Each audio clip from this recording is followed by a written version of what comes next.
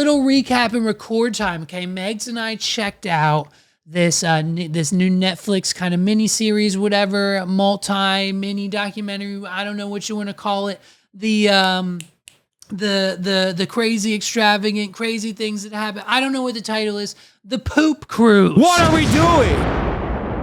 Megs and I watched The Poop Cruise on Netflix. And it's basically exactly what it sounds like. I mean, this is reason number 397 why I don't think that Megs and I and or anyone from our immediate family will ever be going on a cruise. Now, I know that most of the nightmare stories have happened like in the past 10 to 20 years ago.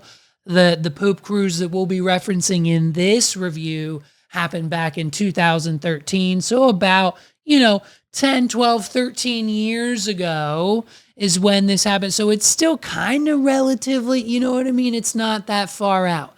And so basically, when we watched the documentary a few years ago on Amazon about the cruise, that basically told us like if one banana goes rotten, the whole boat will just sink to the bottom of the ocean. What are we doing? And so we watched that and got terrified. We've heard nightmare stories like if you're sick, you're quarantined to your room, you're trapped, you can't go anywhere.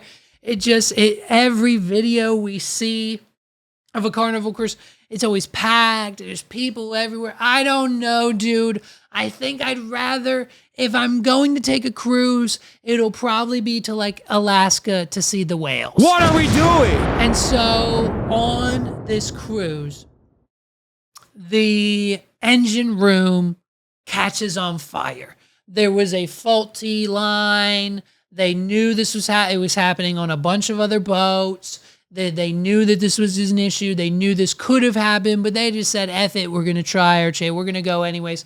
And so the whole engine room catches fire, which immediately not only shuts down the engine of the boat, but it shuts down all the power to the boat, which means that nothing on the boat works. The showers don't work. The toilets don't work. The kitchens don't work. The refrigerators don't work.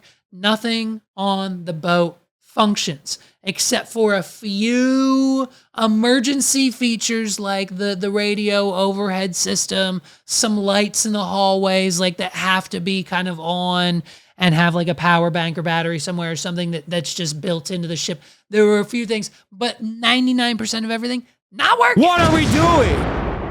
And so naturally, what do you got to do? They can't ethically just do their business over the side of the boat, contaminate the ocean. It's not safe. It'll fall inside the boat. It's gross. There's other people below you. Like it's situational. So what does the staff and crew have to do? They have to give everyone these little red emergency bags that you got to poop in. And so then you have to put the bag out in the hallway, and then it's up to the staff of the cruise to go around and collect all the poop bags at the beginning and end of every day. And so naturally, people started coming up with creative ways to go to the bathroom. There were rumors and conspiracies about one or two toilets that were actually working. Some people did it off the side of the ship. Some people opted for the bags. Some people discovered that you could pee in the showers because the water would still drain, so you could just do your business in the shower. It was just a nightmare of a situation. And so essentially then what happened was they were stuck there and on this cruise, not being able to do anything for 8 days straight. They were stranded in the middle of the ocean, halfway between America and Mexico. They thought they were getting rescued by Mexico. That was 3 days in. The Mexico was like, no way. You drifted too far. Now we can't. You got to call America. They got to come get you. So then they had to wait 2 more days for American rescue boats to come get them. Then they got rescued. But they can't turn the motors back on, so they've got to use 2 tiny-ass little tugboats to pull and tow this big-ass cruise ship through the ocean. So that takes 3 days. So they're on this boat, this nightmare of hell, for 8 days straight, not having anywhere to go to the bathroom, hardly have anything to eat. They can't, there's nothing to do. There's no activity. They were making tents with the sheets outside. At one point in time, the captain of the ship was like, F it, let's just open the bar, free alcohol for everybody. And a rager immediately popped off. What are we doing? I mean, they just got piss-ass drunk. The fights were happening. Couples were hooking up on the balcony. People were having sex left and right, fighting left and right, getting crazy left and right, hoarding drinks, taking them back to their room. It was insane. They had to shut that down with a few hours. And so it was just basically this nightmare of a situation where you had families, bridal parties, a guy and his daughter, a guy and his husband, a guy and his father-in-law, so many 4,000 people stranded on this cruise. And then the worst of it all, they, for 8 days, that's a lot of human discard. That's a lot of pee. That's a lot of poo. And so to put all of that down the drainage system of the showers, it all got backed up and started gurgling its way back up out of the shower. What are we doing? So then everyone kind of had to stay out of their rooms. And it was fine until the tugboats came along and rescued everybody. Well, that tilted the ship by 15 degrees. And when that happened, everything started to flood. The hallways, the corridors, the rooms were just dripping and oozing with human feces, and it was just it was a shit ship. What are we doing? And it was just a nightmare of an event, of a vacation. Reason number 394 why we will never go on a cruise. Because if that happens to us, dude, I'm bailing. I gotta get a tugboat ride back to shore because I'm not spending 8 days on a boat with no way, Jose. I'm not doing it. It'll never happen. They get home. Carnival, listen to the outcome of this.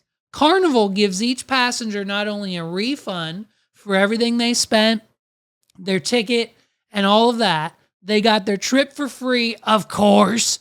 They got a $500 cash voucher, a money order for $500 cash for each passenger, and a coupon for another free Carnival cruise. What are we doing? And that's basically it. Because at the time, Carnival had a clause in their ticket that stated by purchasing said ticket, we do not have any responsibility if we get stranded, if a storm hits us, if the boat gets capsized, if a wave hits us, if there's a sharknado. Carnival is not responsible for anything that happens to you or the boat or your well-being or your sickness or your child on this cruise. So technically, they didn't have to refund them. They didn't have to give them $500, and they didn't have to give them a free ticket for a cruise. But out of the kindness of their hearts, they did it anyway. What are we doing? Oh, and by the way, dude, the ship that caught fire, the ship that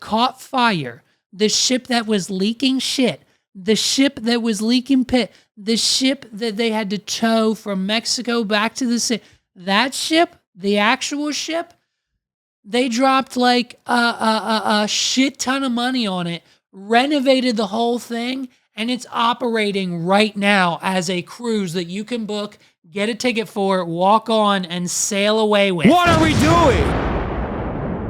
Are you insane, Carnival Cruise Line? It's the most, if you've been contemplating going on a cruise, do yourself a favor and stay away. Go anywhere else. Do anything else, any other form of travel. I know people all the time. I've got plenty of friends. I think Los maybe. I think Tyler. I've got so many friends who have gone on cruises and have had a grand old time. But it is something that I will never, ever do.